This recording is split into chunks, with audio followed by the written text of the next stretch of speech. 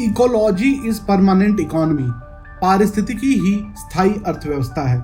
यह बात चिपको आंदोलन के जनक सुंदरलाल बहुगुणा ने दशकों पहले कही थी और आज के संदर्भ में यह बात और भी सटीक लगती है। हाल में ही एक गंभीर पर्यावरणीय संकट ने हमारा ध्यान आकर्षित किया है। तेलंगाना सरकार ने हैदराबाद के कंचा गच्चीबौली वन क्षेत्र की लगभग 400 एकड़ जमीन को यूनिवर्सिटी ऑफ हैदराबाद के पास जो स्थित थी IT पार्क के लिए नीलाम करने की योजना बनाई थी। यह इलाका जैव विविधता से भरपूर था, लेकिन विकास के नाम पर पेड़ों की बलि चढ़ाने की तैयारी की जा रही थी।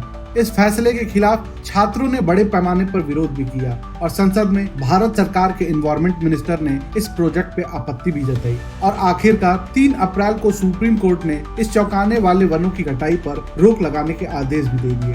यह घटना एक चेतावनी है। अगर हम अब भी सचेत नहीं होते तो हीट वेव जैसी प्राकृतिक आपदाएं और भी विनाशकारी रूप ले सकती हैं।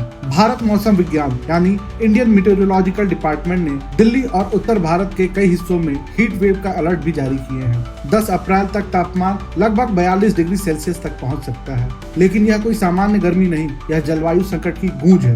हीट वेव तक घोषित होती है जब तापमान सामान्य से लगभग 4.5 डिग्री सेल्सियस या अधिक बढ़ जाए और यदि यह सामान्य स्थिति से 6.4 डिग्री से अधिक हो तो भीषण हीट वेव मानी जाती है। इसके चलते हीट स्ट्रोक, डिहाइड्रेशन, यहाँ तक कि मौत का भी खतरा बढ़ जाता है। लेकिन इसका मूल कारण है जलवायु परिवर्तन और ग्रीन हाउस गैसों का असंतुलन। आपको बता दें कि सूर्य की किरणें धरती पर छोटी तरंगों यानी शॉर्ट वेव रेडिएशंस के रूप में आती हैं, लेकिन धरती उन्हें लंबी तरंगों यानी लॉन्ग वेव रेडिएशन के रूप में वापस भेजती है। तो कार्बन मोनोडाइऑक्साइड और मीथेन जैसी गैसें उस उष्मा को सोख या ट्रैप कर लेती हैं। इन गैसों का अस्वाभाविक रूप से बढ़ना पृथ्वी को अस्वाभाविक रूप से गर्म भी कर रहा है।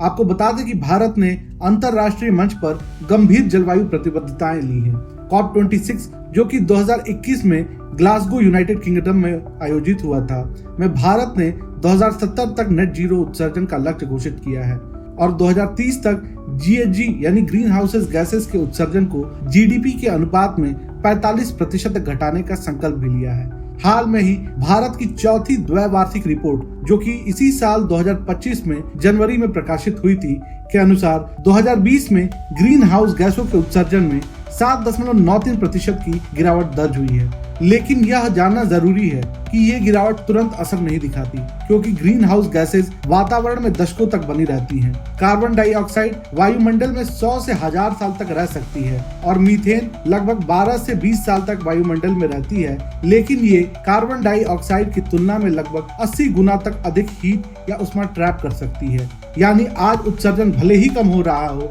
लेकिन पिछले दशकों का प्रदूषण अभी भी भारत को तपता बना रहा है। इसीलिए हीट वेव की तीव्रता आने वाले वर्षों में और बढ़ सकती है। IPCC की रिपोर्ट और कंचा गच्चीबौली का वन क्षेत्र में घटना चेतावनी देती है।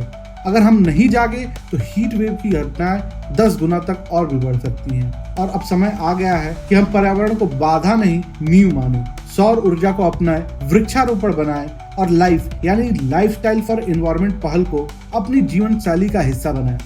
हीट वेव अब सिर्फ मौसम नहीं, यह धरती का संदेश है। अगर हम आज समाधान इसका नहीं ढूंढते हैं तो कल सिर्फ गर्मी नहीं, जीवन भी संकट में होगा। याद रखिए, इकोलॉजी इज परमानेंट इकोनॉमी। जय हिंद, जय भारत।